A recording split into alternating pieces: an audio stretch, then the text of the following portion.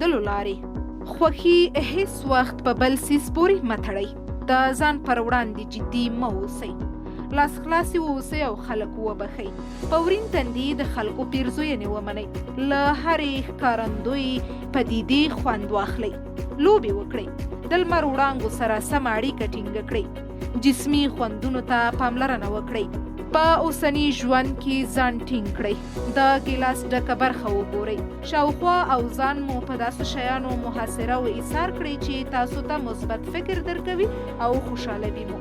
له ځان نه سمه ساتنه وکړئ. منظم حدونه وټاکئ. داسې ملګري ومومئ چې وخت نا وخت ستاسو د خوښۍ لامل شي. خپلې غوښتنې څرګندې کړئ.